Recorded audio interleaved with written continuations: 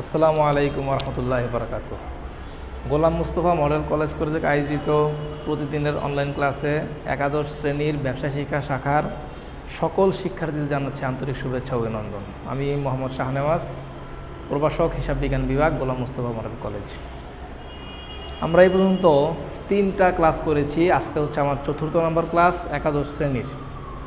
প্রথম দিন আমরা করেছিলাম ক্রয় সংক্রান্ত জাবেদা, দ্বিতীয় দিন করেছিলাম বিক্রয় সংক্রান্ত জাবেদা, তৃতীয় দিন করেছিলাম ব্যয় সংক্রান্ত জাবেদা।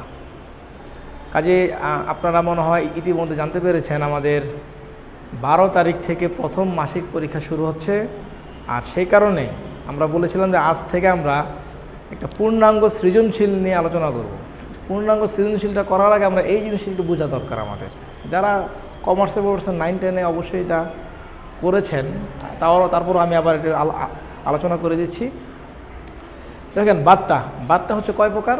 বাট্টা 2 প্রকার, নগদ বাট্টা, কারবারি বাট্টা। আসলে বাট্টা কি সেটা কি আমরা জানি কি না?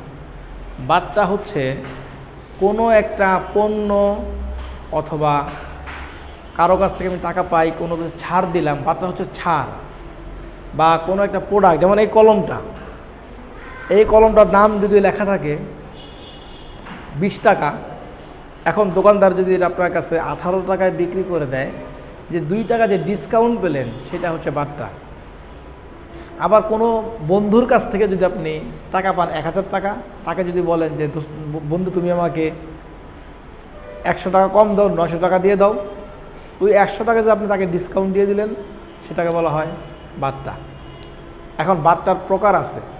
বাট্টা হচ্ছে 2 প্রকার, একটা হচ্ছে নগদ বাট্টা, আরেকটা হচ্ছে কারবারি বাট্টা। কারবারি বাট্টা হচ্ছে পণ্য ক্রয় এবং বিক্রি করার সময়, মনে রাখতে হবে, পণ্য ক্রয় করার সময় অথবা পণ্য বিক্রি করার সময় বিক্রেতার কাছ থেকে যে টাকাটা ডিসকাউন্ট পায় বা ছাড় পায়, একজন ক্রেতা দোকান থেকে কোনো পণ্য ক্রয় করার সময় বিক্রেতা কর্তৃক যে ছাড়টা দেওয়া হয় সেই ছাড়টাকে বলা হয় কারবারি বাট্টা।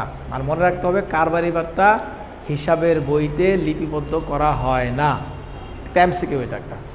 কারবারি বাট্টা হিসাবের বইতে লিপিবদ্ধ করা হয় না। তার মানে এটা এতটুকু জানলেই হবে, কিন্তু চিনতে হবে আমাকে কোনটা কারবারি বাট্টা। এটা বললামই, পণ্য ক্রয় এবং পণ্য বিক্রয় করার সময় যে ডিসকাউন্ট বা ছাড় দেওয়া হয়।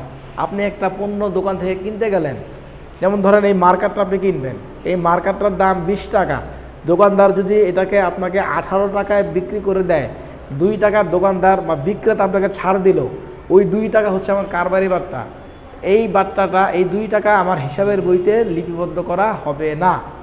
তাহলে আমরা চিনতে পারলাম যে ক্রয় অথবা বিক্রি করার সময় যে ডিসকাউন্ট দেওয়া হয় বা ছাড় দেওয়া হয় তাকে বলা হয় কারবারি বাট্টা। এটা আমার হিসাবের বইতে লেখা হয় না, কিন্তু ক্যালকুলেট করতে হয়, ক্যালকুলেট করে বের করে টাকাটা বাদ দিয়ে দিতে হয়। এখন আছে নগদ বাট্টা। নগদ বাট্টা জিনিসটা কি? নগদ বাট্টা হচ্ছে ক্রয় বিক্রি করার সময় নয়, দেনা পাওনা নিষ্পত্তির সময়। আমি একজনের কাছ থেকে 5000 টাকা পাই বা আমার কাছে কেউ টাকা পায়, ওই টাকাটা নিষ্পত্তি করার সময় যদি যে পাবে টাকাটা সে যদি আমাকে কোনো ডিসকাউন্ট দেয়, বা আমি যদি কারো কাছে টাকা পাই, ওই টাকাটা আদায় করার জন্য কোনো টাকা যদি আমি ছাড় দিয়ে দিই তাকে, ওই ছাড়টাকে বলা হয় নগদ বাট্টা। একটু আগে আমি একটা উদাহরণ দিলাম যে আমি আমার বন্ধুর কাছে 1000 টাকা পাই, আমি তাকে বললাম যে বন্ধু তুমি আমাকে 100 টাকা কম দাও, 900 টাকা দিয়ে দাও, আজকে আমাকে 100 টাকা দেওয়া লাগবে না, ওই 100 টাকাতে আমি ছাড় দিয়ে দিলাম, ওই ছাড়টাকে বলা হয় নগদ বাট্টা অথবা নগদ ছাড়। এই নগদ ছাড়টা 2 রকমের হয়, একটা প্রদত্ত হয় আর একটা প্রাপ্ত হয়। মানে প্রদত্ত বাট্টা, প্রাপ্ত বাট্টা। প্রদত্ত হচ্ছে কোনটা আর প্রাপ্ত হচ্ছে কোনটা সেটা আমাকে বুঝতে হবে, কারণ জাবেদার সময় এই জিনিসটা অনেক দরকার। আমরা যারা কমার্সে পড়েছি তারা দেখি যে লেখা আসে, জাবেদা আসে, বাট্টা প্রদান করা হলো, বাট্টা পাওয়া গেল, এই জিনিসগুলো আমরা জাবেদা করতে পারি না। যদি আপনি এই জিনিসটা মনে রাখেন আজকে, তাহলেই করতে পারবেন। দেখেন, প্রদত্ত বাট্টা মানে কি? আমি বাট্টা দিয়েছি, বাট্টা দিয়ে দিছি, আমি তার বাট্টা দিলাম মানে কি? আমি কারো কাছে টাকা পাই, ওই টাকাটা আদায় করার জন্য আমি তাকে ছাড় দিয়েছি, এটাকে বলা হয় প্রদত্ত বাট্টা। তার মানে আমি কার কাছে টাকা পাই? দেনাদার। মনে রাখতে হবে, এই প্রদত্ত বাট্টা যখন আসবে তখন এটার সাথে রিলেটেড জিনিসটার নাম হচ্ছে দেনাদার। মনে রাখতে হবে যে আমি যার কাছে টাকা পাই, আমি তাকে ছাড় দিয়েছি, দেওয়া মানে হলো প্রদান, প্রদত্ত। প্রদত্ত বাট্টা মানে আমি ছাড় দিলাম কাকে? দেনাদারকে। ঠিক তেমনি প্রাপ্ত, ওই যে বললাম যে আমি যদি একটু টাকা পাই, কারণ আমার কাছে টাকা পেতে পারে, আমার কাছে যদি কেউ টাকা পায়, আমি তাকে টাকাটা, ওই লোকটা টাকা আমার কাছ থেকে নেওয়ার জন্য আমাকে ডিসকাউন্ট দিবে, ছাড় দিবে। তাহলে মানে কি, যখন প্রাপ্ত হবে, প্রাপ্ত বাট্টা পাইছি, ছাড় পাইছি, ছাড় পাওয়া মানে ছাড় কার কাছ থেকে পাই? পাওনাদার।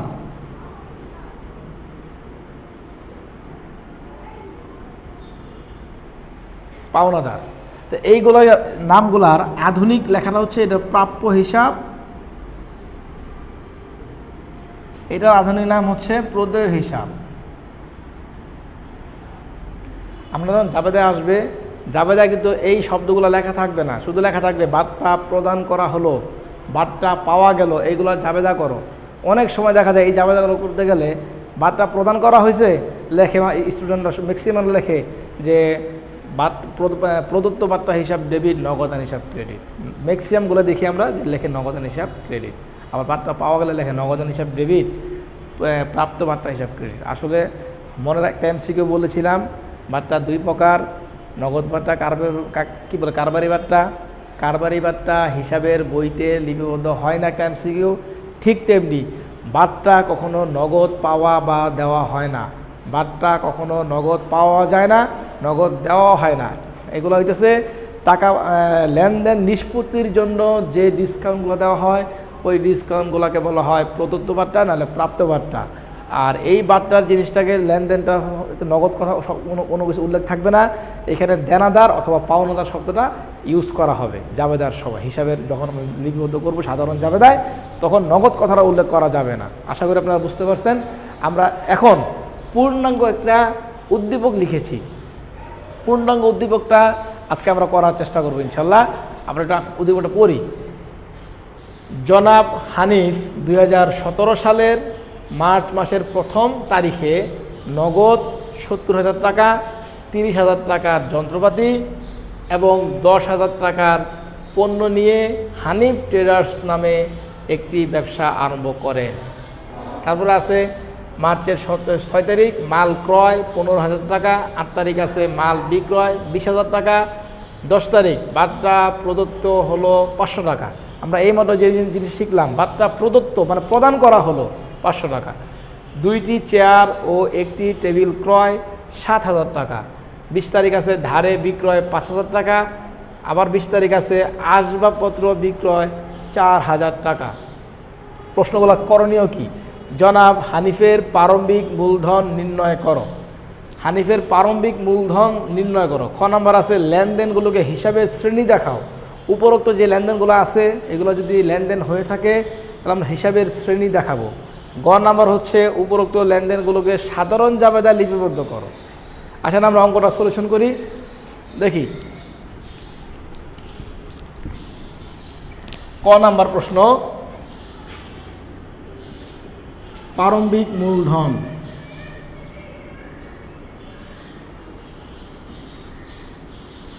প্রারম্ভিক মূলধন নির্ণয় করতে বলছে, একটা ঘর কেটে নিব। আসলে এই ছকের মাধ্যমে হিসাব বিজ্ঞানটা করলে সবার বুঝতে সহজ হয়। আসেন দেখি আমরা প্রারম্ভিক মূলধন। প্রারম্ভিক মূলধন বলতে হয় বছরের শুরুর তারিখে মালিক যেই টাকা অথবা যেই জিনিসগুলো নিয়ে তারা ব্যবসা আরম্ভ করবে, ওই জিনিসগুলা, যে সম্পদগুলো, সম্পদের দায়ের দিকে লিখে মোট সম্পদ থেকে মোট দায় বিয়োগ করলেই প্রারম্ভিক মূলধন নির্ণয় হয়ে যায়। দেখি আমাদের কি কি আছে এখানে। নগদ, সে মাসের 2017 সালের মার্চের 1ম তারিখে 70,000 টাকা সে নগদ আনলো, 30,000 টাকার যন্ত্রপাতি আনলো এবং 10,000 টাকার পণ্য নিয়ে ব্যবসা আরম্ভ করেন। তাহলে আমাদের কি কি সে নিয়ে আসছে? নগদ 70,000 টাকা। তারপরে কি আনলো?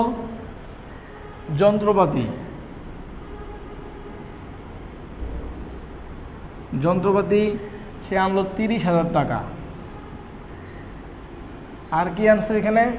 বলছে 10,000 টাকার পণ্য নিয়ে হানিফ ট্রেডার্স নামে একটা ব্যবসা আরম্ভ করেন। পণ্য 10,000 টাকা। দেখেন আর কোনো কিছু নাই, দায় তো নাই, শুধু এই যা আনছে সবগুলাই তার সম্পদ। তাহলে এখানে যোগ করলে কত হয়? 1,10,000 টাকা। এই আমার ক নাম্বার প্রশ্ন কমপ্লিট হয়ে গেল। ইউজ করেন। আশা করি আপনারা ক নাম্বারটা বুঝতে পারছেন। এখন আমরা খ করব। খতে কি বলেছে যে উপরোক্ত লেনদেনগুলোকে হিসাবের শ্রেণী দেখাও। উপরোক্ত লেনদেন হিসাবের শ্রেণী, আসলে আমরা এখন হিসাবের শ্রেণীটা জিনিসটা কি? হিসাব হচ্ছে দুই প্রকার, আধুনিক পদ্ধতি, সনাতন পদ্ধতি। যেহেতু এখানে কোন পদ্ধতিতে লিখছে সেটা কিছুই বলে নাই, মনে রাখতে হবে, কিছু না বললে আধুনিক পদ্ধতিতে হিসাবের শ্রেণীটা দেখাইতে হবে। আধুনিক পদ্ধতিতে হিসাবের শ্রেণী হচ্ছে 5 প্রকার, আর সনাতন পদ্ধতিতে হিসাবের শ্রেণী হচ্ছে 3 প্রকার। সনাতন পদ্ধতিকে আগে বলি, কমটাই বলি আগে। সম্পত্তিবাচক, ব্যক্তিবাচক আর নামিক। সম্পত্তিবাচক, ব্যক্তিবাচক, নামিক। আর আধুনিক পদ্ধতিতে হচ্ছে 5 প্রকার। 1 হচ্ছে সম্পদ, 2 হচ্ছে দায়, 3 হচ্ছে আয়, 4 হচ্ছে ব্যয়, 5 হচ্ছে মালিকানা সত্ত্ব। আবারও বলতেছি, সম্পদ, আয়, ব্যয়, দায়, মালিকানা সত্ত্ব, এই 5 প্রকার হচ্ছে হিসাবের শ্রেণী। আমরা হিসাবের শ্রেণীটা কীভাবে করব? সাধারণ জাবেদা যেভাবে করতাম ওই একইভাবে আমরা ছক কাটি। একটা সাধারণ জাবেদার ছক কাটি। যখন এই ছকটা কাটবো, এই একসাথেই আমি বুঝে দিতে পারবো আপনাকে যে এই খ নাম্বার এবং গ নাম্বার। কিন্তু এখানে আপনার মজার ব্যাপার হচ্ছে টাকার কলাম না দিলেও হবে। টাকার কলাম না দিলেও হবে, কারণ আপনাকে তো বলছে হিসাবের শ্রেণী দেখাইতে, জাবেদা করতে বলে নাই।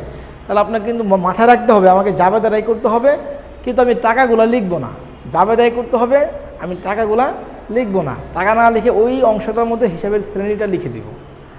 আসেন, তারিখ, বিবরণ, এখানে লিখব হিসাবের শ্রেণী।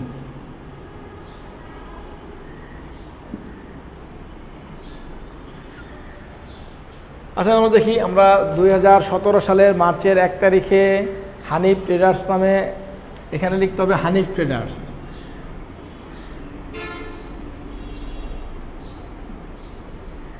হানিফ ট্রেডার্সের হিসাবের শ্রেণী লিখে দিই এখানে। হিসাবের শ্রেণী লিখলাম। এখন পড়ি, 2017 সাল মার্চ 1 তারিখে সে কী কিনে আসছে? নগদ 70,000 টাকা, যন্ত্রপাতি 30,000 টাকা এবং পণ্য 10,000 টাকা নিয়ে একটা ব্যবসা আরম্ভ করেছেন। তাহলে আমাদের জাবেদা যদি করতে চাই, জাবেদার হচ্ছে নগদান হিসাব ডেবিট, যন্ত্রপাতি হিসাব ডেবিট। যখন হিসাবের শ্রেণী করবেন তখন এই ডেবিট ক্রেডিটগুলো লেখার কোনো প্রয়োজন নাই। যেহেতু প্রয়োজন, আমি লিখতেছি কেন, আমাদের গতে জাবেদা করতে বলছে, সেটা একসাথে শিখাই দেওয়ার জন্য আপনাদের এই কথাটা লিখতেছি। এখানে ক্রয়, যখন পণ্য থাকবে ক্রয় হিসাব আসবে, ক্রয় হিসাব ডেবিট। মালিক এই জিনিসগুলা নিয়ে ব্যবসা আরম্ভ করেছে, তার মানে মালিকানা সত্ত্ব বৃদ্ধি পেয়েছে। এখানে হচ্ছে মূলধন হিসাব, মূলধন হিসাব ক্রেডিট হবে। দেখেন, নগদান হিসাব, নগদ আমার সম্পদ, নগদ আমার সম্পদ, এখানে লিখব সম্পদ। যন্ত্রপাতি আমার সম্পদ, ক্রয় ব্যয়, মূলধন মালিকানা সত্ত্ব।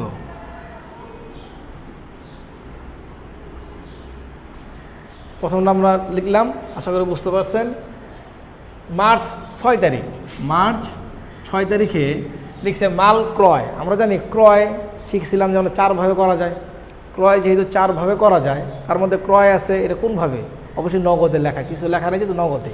তা নগদে পণ্য ক্রয় করলে ক্রয় সবসময় ডেবিট, ক্রয় হিসাব ডেবিট, নগদান হিসাব ক্রেডিট। তা ক্রয় আমাদের 15,000 টাকা, টাকা তো লেখা লাগবে না। ক্রয় আমার ব্যয়, নগদান আমার সম্পদ। তারপরে আছে মার্চ 8 তারিখ মাল বিক্রয়। তা বিক্রয় তো একই রকম করে, বিক্রয় কয়ভাবে করা যায়? 4 ভাবে, তার মধ্যে এখানে 1 ভাবে হলো নগদ। নগদে বিক্রি করলে নগদান, নগদান হিসাব ডেবিট, বিক্রয় হিসাব ক্রেডিট। তো এখানে নগদান আমার সম্পদ, আর বিক্রয়, ক্রয় হচ্ছে আমার ব্যয়, বিক্রয় হচ্ছে আমার আয়। তারপরে এখন আসেন আমরা একটু যে জিনিস শিখলাম সেটা আমরা করে শিখি। 10 তারিখ বাট্টা প্রদত্ত হলো। বাট্টা যখন আসে অবশ্যই যদি লেখা আছে এটা নগদ বাট্টা, তাহলে বাট্টা প্রদান করেছি। তা প্রদান করেছি কাকে? যার কাছে আমি টাকা পাই সে আমাকে টাকা দিবে, আমি তাকে ছাড় দিয়েছি। তাহলে এখানে প্রদত্ত বাট্টা, প্রদত্ত বাট্টা হিসাব ডেবিট। আর এখানে হবে দেনাদার। আমরা লিখেছিলাম প্রদত্ত বাট্টার নিচে দেনাদার লিখেছিলাম, এখানে দেনাদার হিসাব হবে ক্রেডিট। দেনাদার হিসাব ক্রেডিট, অথবা আধুনিক প্রসেসে প্রাপ্য হিসাব ক্রেডিট। তাহলে আমার প্রদত্ত বাট্টা হচ্ছে ব্যয়, দেনাদার আমার সম্পদ। তারপরে আসেন 2টি চেয়ার ও 1টি টেবিল ক্রয় 15 তারিখ। চেয়ার টেবিল হচ্ছে একটা প্রতিষ্ঠানের জন্য অফিস সরঞ্জাম। তাই লিখতে হবে এখানে অফিস সরঞ্জাম হিসাব ডেবিট, নগদান হিসাব ক্রেডিট। অফিস সরঞ্জাম আমার সম্পদ, নগদান আমার সম্পদ। তারপরে হচ্ছে ধারে বিক্রয়, তারিখ হচ্ছে 20 তারিখ।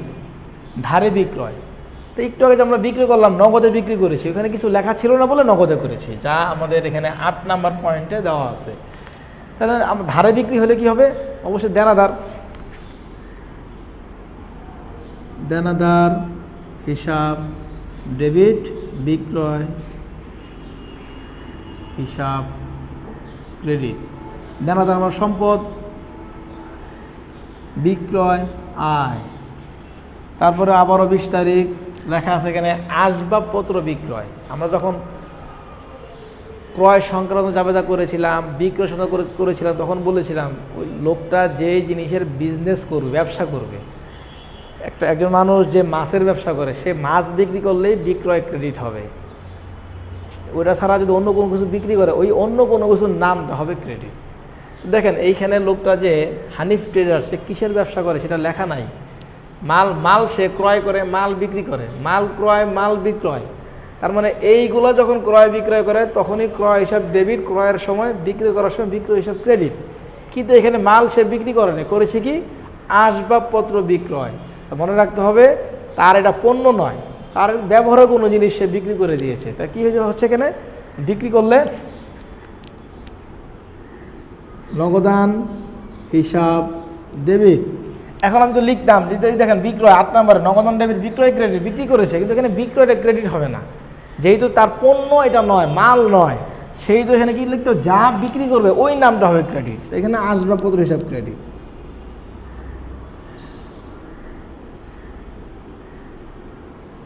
নগদান হচ্ছে সম্পদ, আসবাবপত্র হচ্ছে সম্পদ। আশা করি আপনারা বুঝতে পারছেন। খ নাম্বার উদ্দীপকটা আমরা এখন গ নাম্বার করব। দেখেন আমরা এখন গ নাম্বার করব।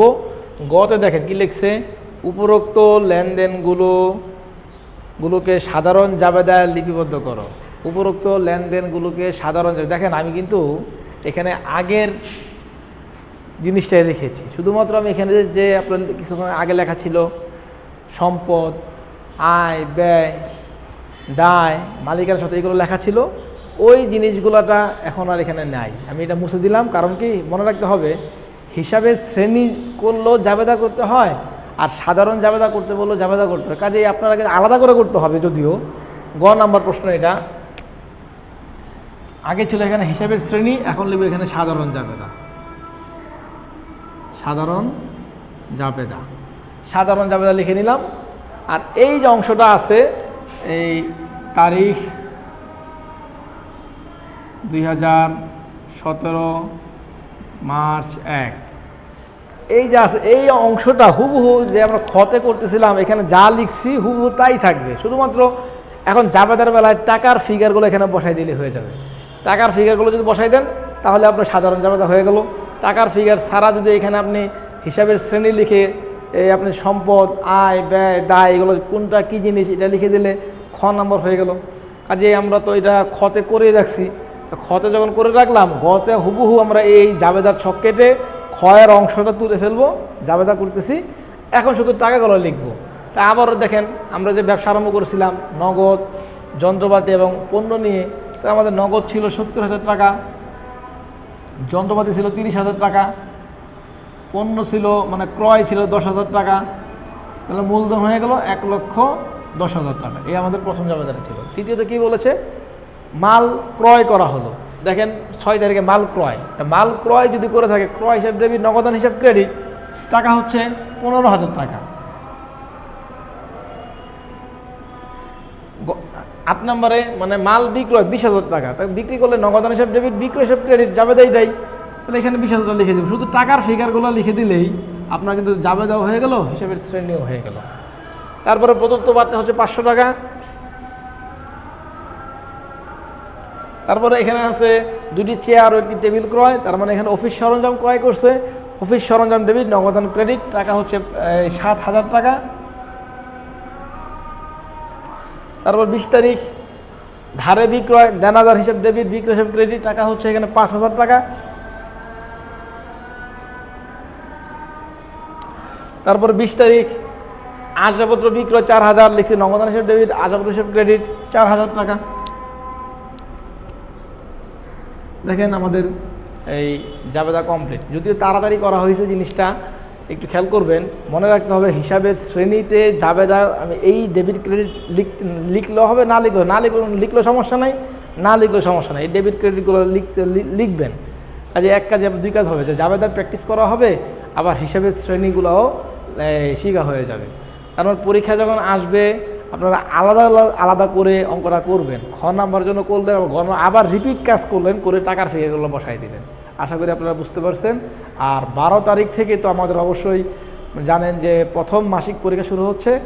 10 থেকে 12 তারিখের মধ্যে কলেজে এসে আমাদের অ্যাডমিট কার্ড, খাতা এবং প্রশ্ন নিয়ে যাবেন, নিয়ে বাসায় পরীক্ষা দেবেন আশা করি। আসসালামু আলাইকুম।